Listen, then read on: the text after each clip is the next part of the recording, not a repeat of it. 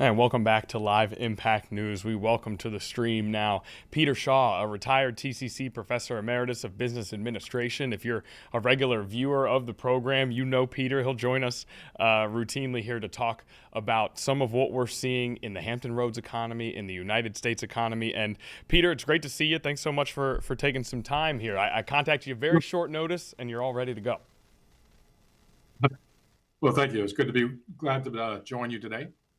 Yeah, absolutely. And we're talking about some new numbers that have come out regarding the United States economy, specifically with an eye on April through June. And I think the thing that really jumped out the most is the expansion of the U.S. economy, a 1.5% pace from April through June. The Associated Press described this as sluggish expansion, sluggish growth. When you see that number, what are your first reactions?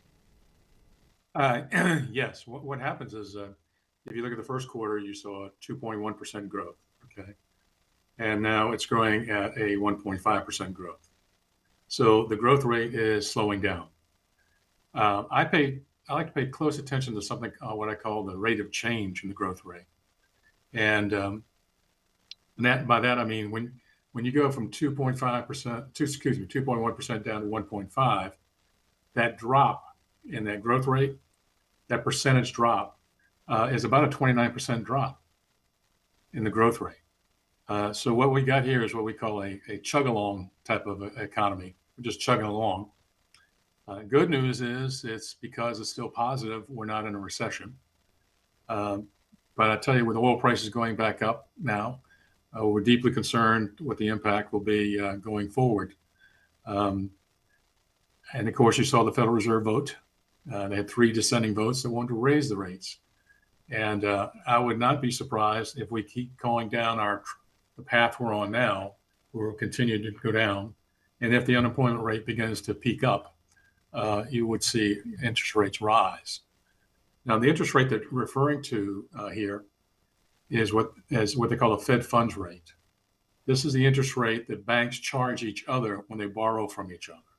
Okay, that's what they're talking about there. There's another interest rate called discount rate, and that's where when the banks borrow from the Federal Reserve, they get charged an interest rate by the Federal Reserve. That's called discount rate. But the interest rate they're talking about on the news is called the Fed funds rate, and that's the interest rate that banks charge each other. As that goes up, that means interest rates on the loans that they give are going to go up. And that's why it's very important to pay attention to it. And if you could, we talk about Kevin Warsh and the Federal Reserve, the decisions they're making, or I guess the decisions they're not making, the decision they made to remain where things are in terms of interest rates.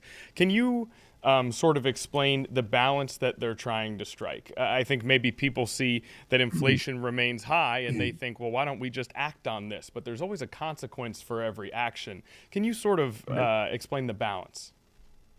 Well, the 2 mandates that Congress gave the Federal Reserve was to full employment, which means low unemployment, and of course the inflation rate.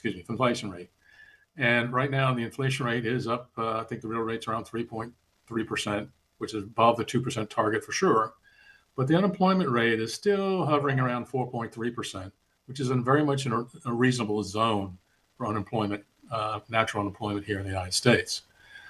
So again, you saw where 3 of them are saying, look, we're seeing the spike. We're not getting that down to 2%. We need to raise the rates. But the rest of the board says, but wait a minute, let's take a step back and let's take a look at trying to balance the two, being considered the unemployment rate along with the inflation rate. And they said majority of them decide to stay where they are. Now, if again, going forward, if the unemployment rate begins to tick up, as well as the inflation rate ticking up, then you're going to see interest rates go up. If those 2 measures both rise at the same time, we're likely to see that action. But for now, the unemployment rate remains at a acceptable number for the Federal Correct. Reserve. Employers adding an average of 92,000 jobs a month this year. That's up from much lower numbers at this time in 2025. We continue to hear Mhm. about the proliferation of artificial intelligence and what that will do to the job market. Is this, in your estimation, a case of the job market maybe being more resilient to artificial intelligence than we realize? Or is it a case where AI is still making its way to that point where it will drastically affect employment? Yeah, well, in many cases, many industries have job shortages, in the engineering, medical fields, and so forth. So that's a constant struggle. The AI obviously is going to be needing people with AI skills that they need to hire to run that AI system, okay, in their company. And those individuals, I always tell people, become knowledge workers.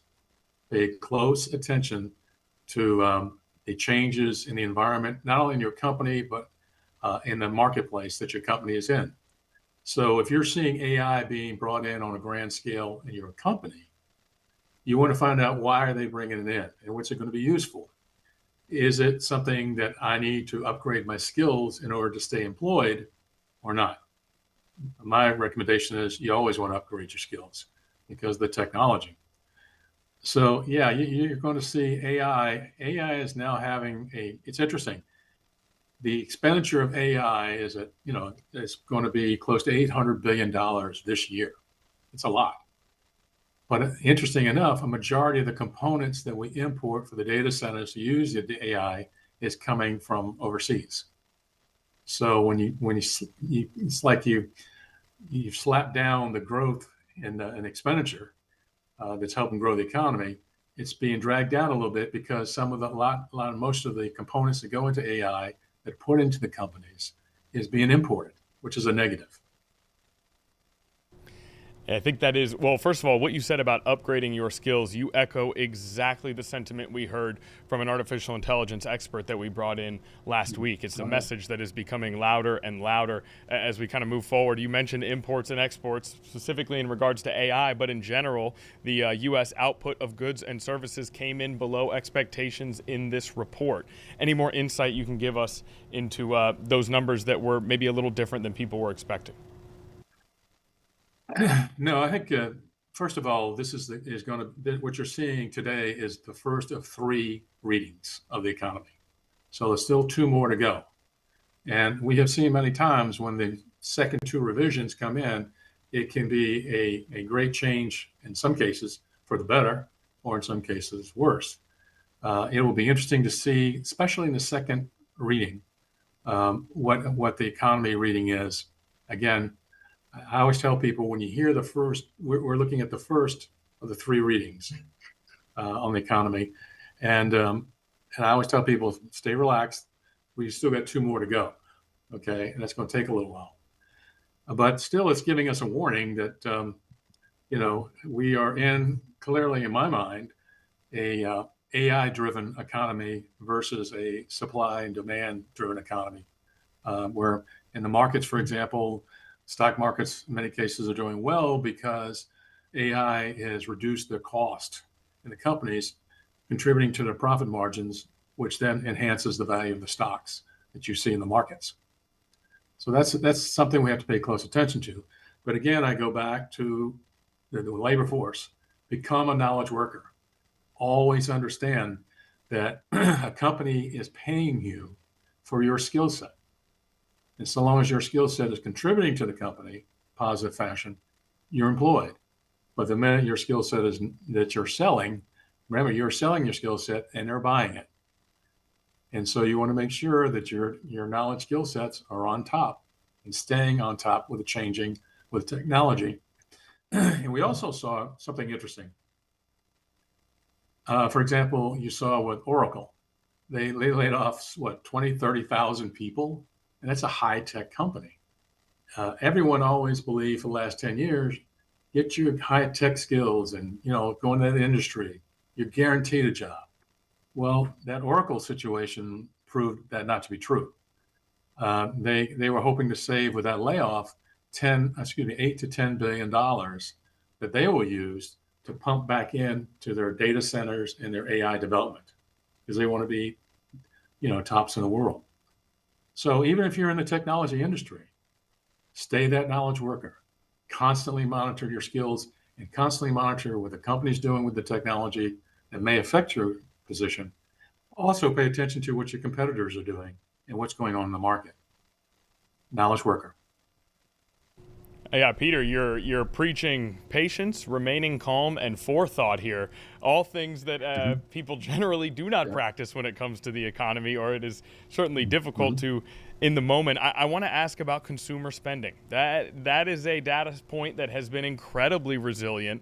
Consumer spending in the United States continuing to increase. I think the sense that you get is that people are unhappy with prices, people are unhappy with affordability, and yet that consumer spending continues to go up. I find that to be an interesting dichotomy. Your thoughts? Yeah, well, a lot of it is just the spending you're seeing increase. A lot of it is due to price increase. It's pretty substantial.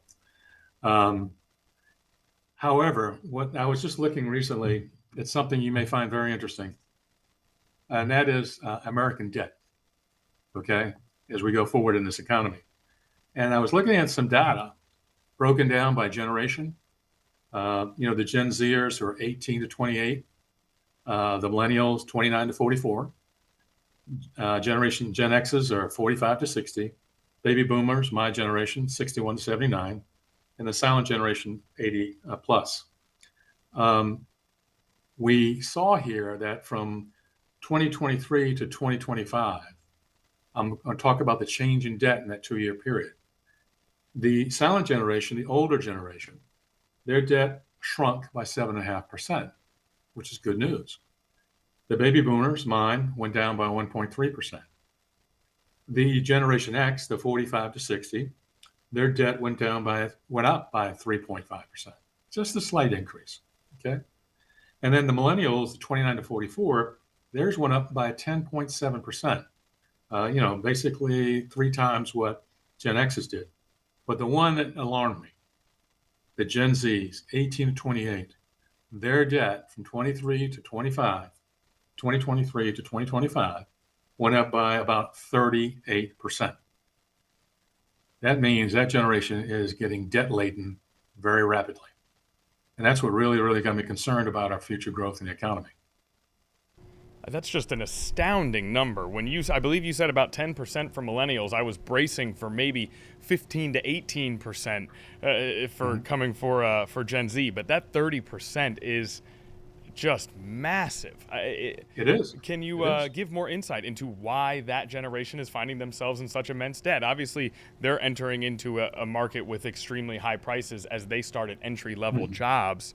What else comes into play here? Well, the other players that look at the auto industry, where 50% of our vehicles being bought traditionally in the last couple of years have been imports. And of course, they've been hit with a lot of tariffs. For example, my wife, we just bought her in April a brand new 2026 Subaru Outback Touring XT, and it cost 5,000 more than the previous year. Most of it is tied to the tariff. So automobile purchases to the younger generation, they're getting hammered on. Now you got to remember the Generation Z, the 18 to 28, they are just starting out in their career. So they're not making but so much money.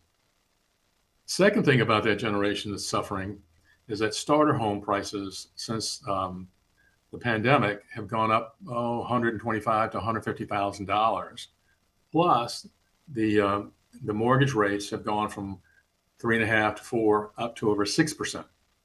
And what has happened is a combination of the higher price of the house and the higher mortgage rates.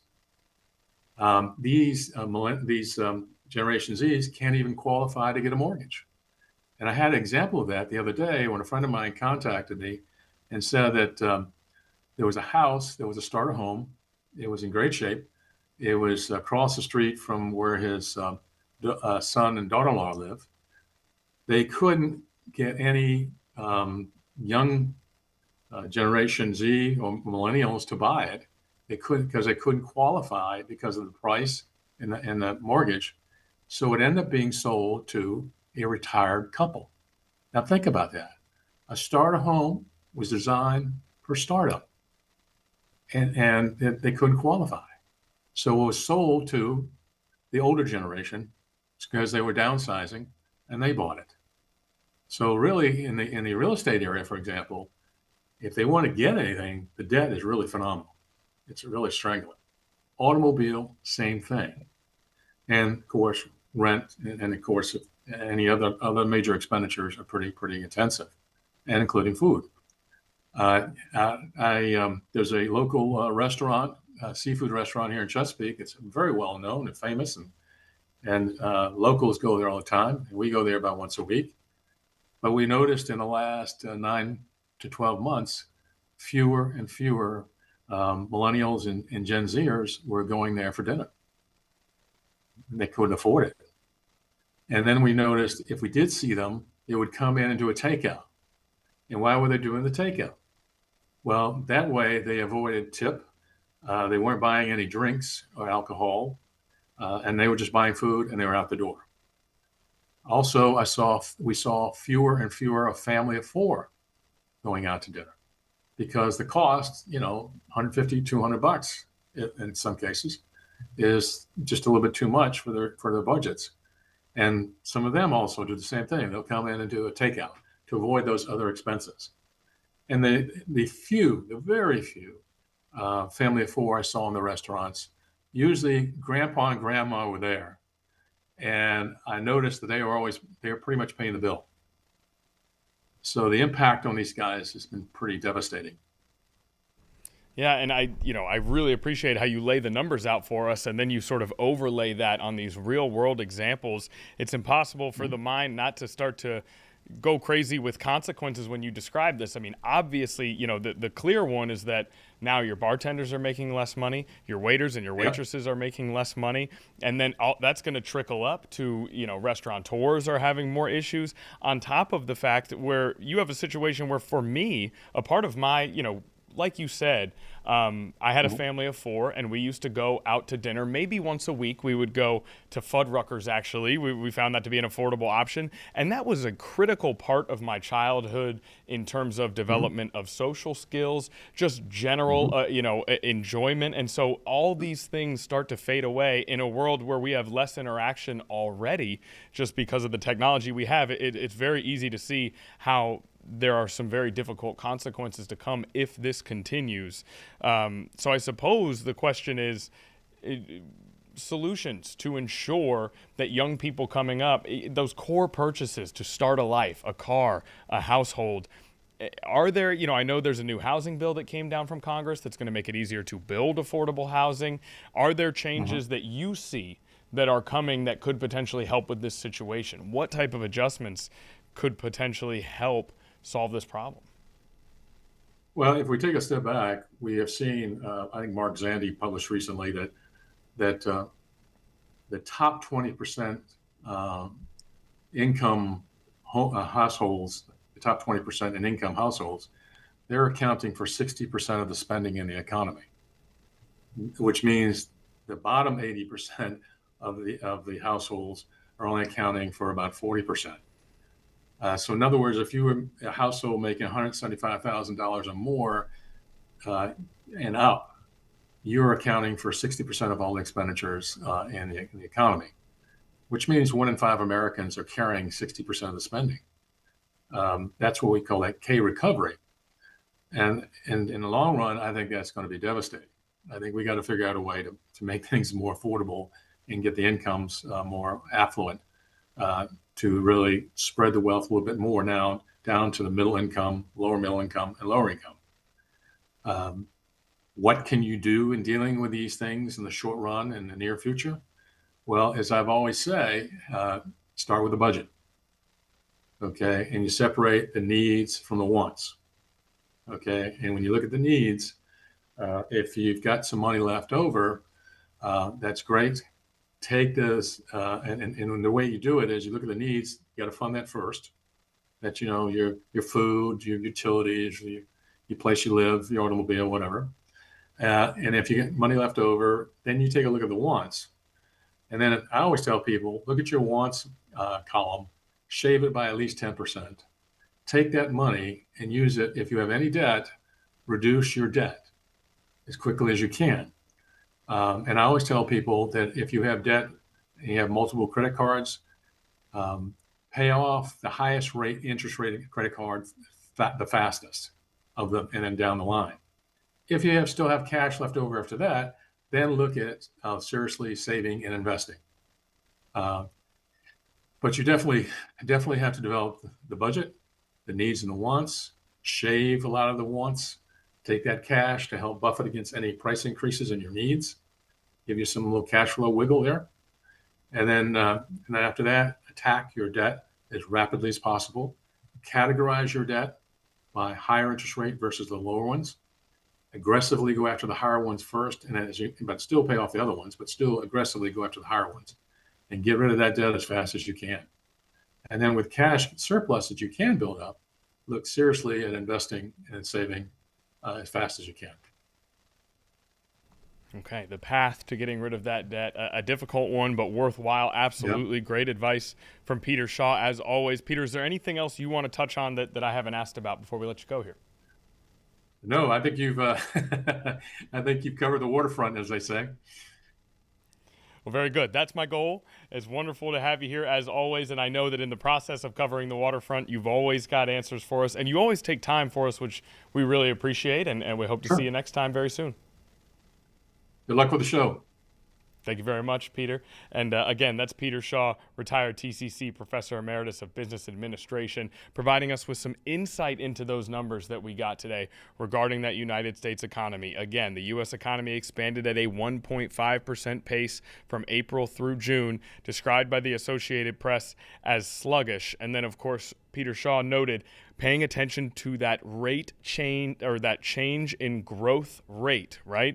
So changing from 1.5% growth, that last time we got these numbers, it was over 2%. So observing the change in the growth rate there can provide a lot of answers about where our economy stands.